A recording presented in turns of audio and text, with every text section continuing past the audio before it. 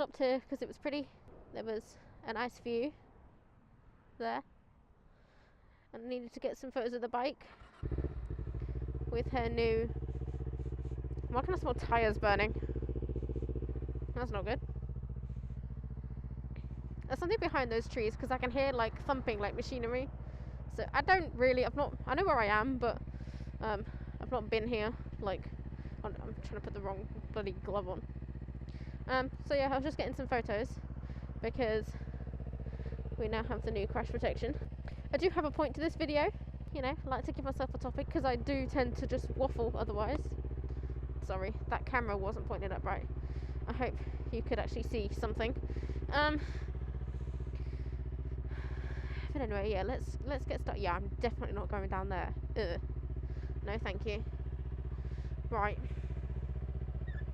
Stop telling me to turn around. That's a dead end. Sat nav. Oh, wait, unless it thinks I'm facing a different direction. It's alright. We'll go this way, and we'll just figure it out.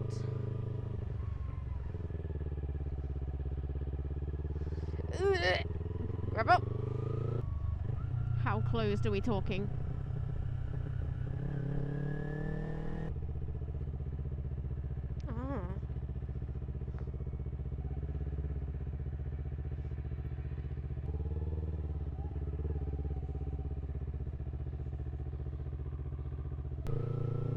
I teleported. Okay, so I saw a video, and I actually shared it on my story if you follow me on Instagram. I saw a video that Moto Jim posted. I was aware he was in an accident because he put it on his story a few weeks ago. He's just released like the footage of the actual accident where he was coming off a roundabout and someone didn't check their blind spots.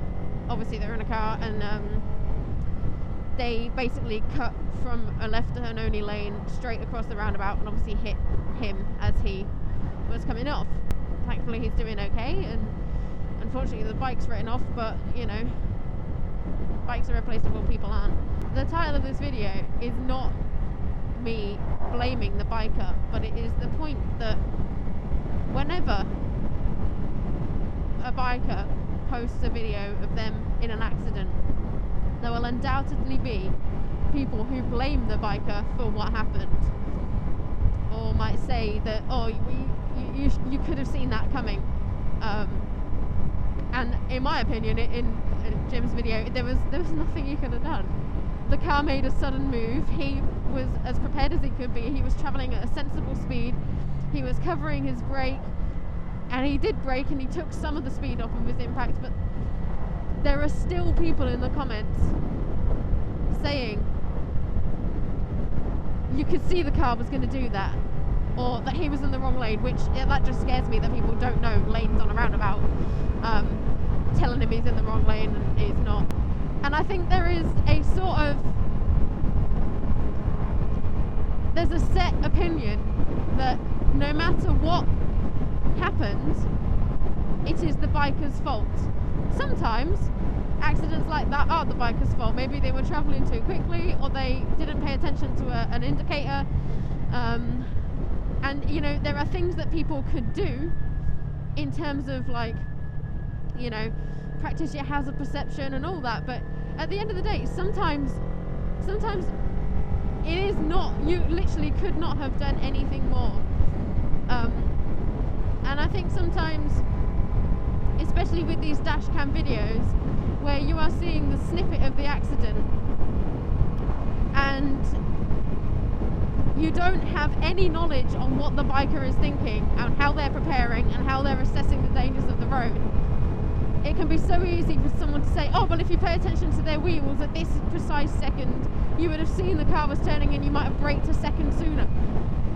But when you are the person behind the camera, there is no, you don't get to replay the video over and over again. You don't get to prepare yourself. Yes, of course, when you're on the road, you're always preparing for something to happen, an accident to happen, or a hazard to pop out, or anything.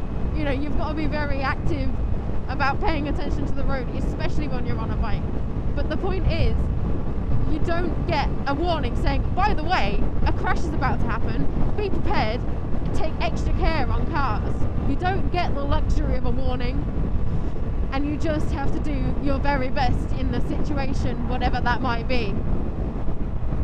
You can try and predict cars as much as you want, and the more time you spend on the road, the more you do get better at thinking that car's about to go, or that person hasn't seen me, or that person's about to pull out, or that person's indicated and they're going to move regardless of whether there's someone there or not.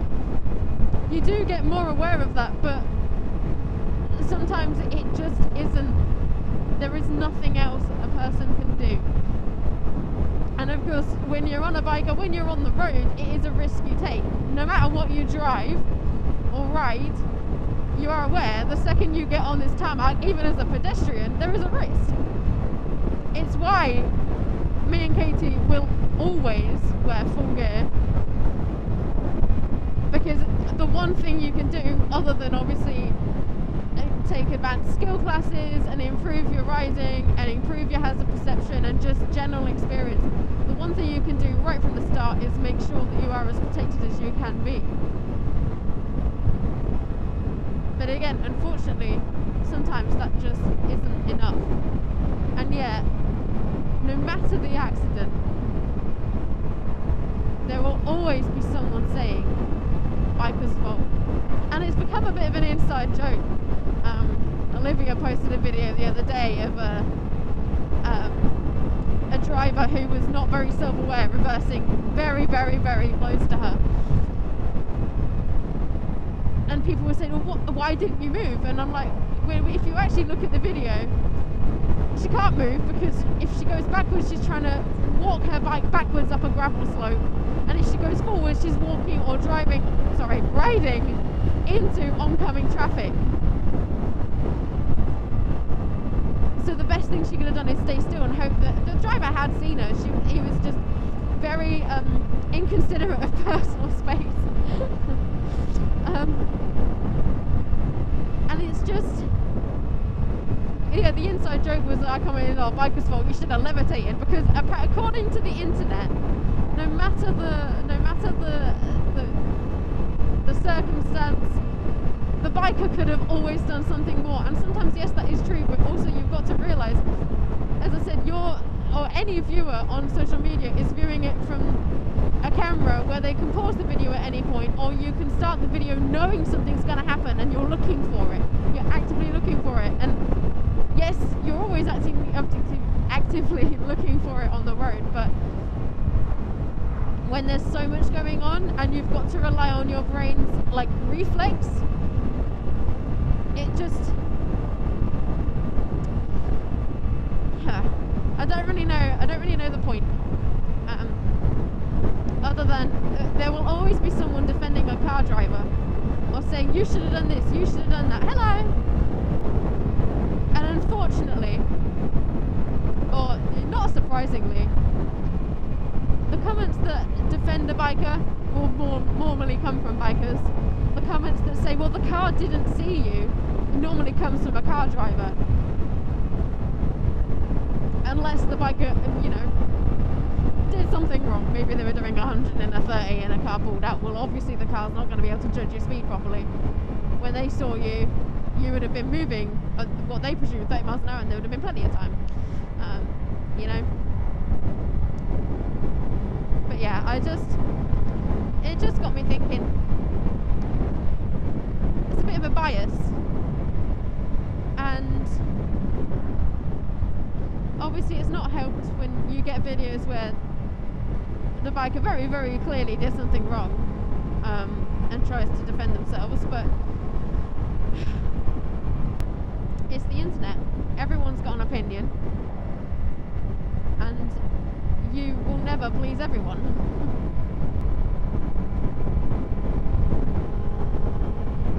Wow.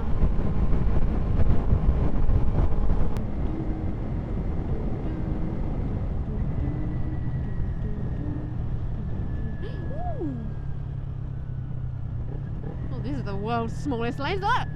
These are bike-sized lanes. What is that? It's an old windmill, but without the wind part or the mill part. It's not a windmill. It's an old building. Oh lord, I don't like the trains. No.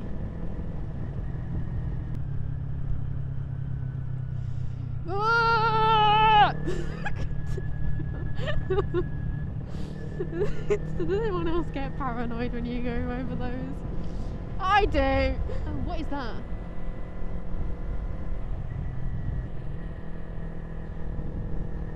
I want to say a prison, but I don't know. Wow. The tree's gonna open. Go on. Look at that. That is beautiful.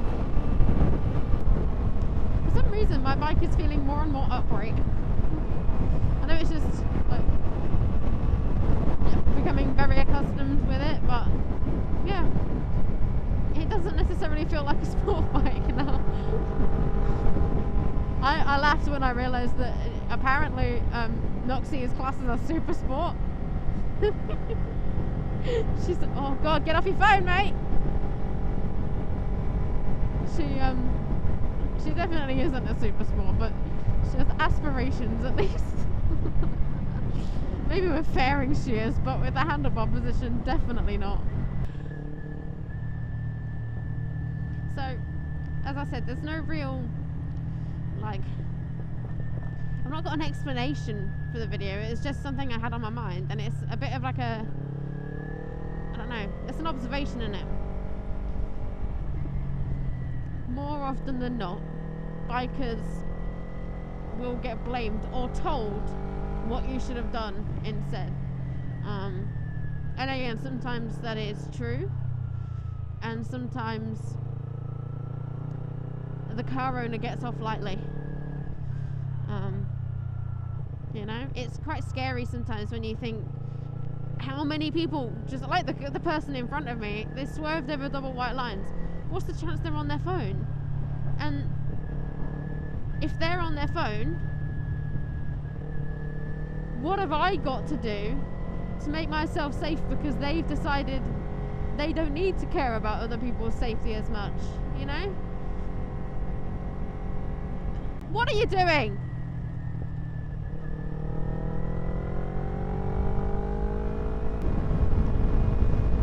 I don't know. Some people, I think the awareness of how dangerous any vehicle is sometimes overlooked, you know? And how many people don't check their blind spots every time they move? It takes one time, that's all. And again, it's a risk you accept when you get on the road. You do as much as you can to prevent it. But ultimately, sometimes it just isn't enough.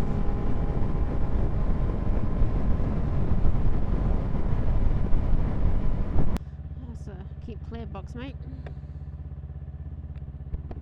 Right, there we go. Thoughts of the day. Thanks for watching.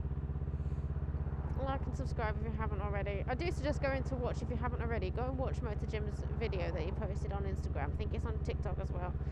Might be on YouTube Shorts. It's quite powerful. Just the message he puts across. I think he's done a really good job of it. So, yeah. See you later. Ta-ra.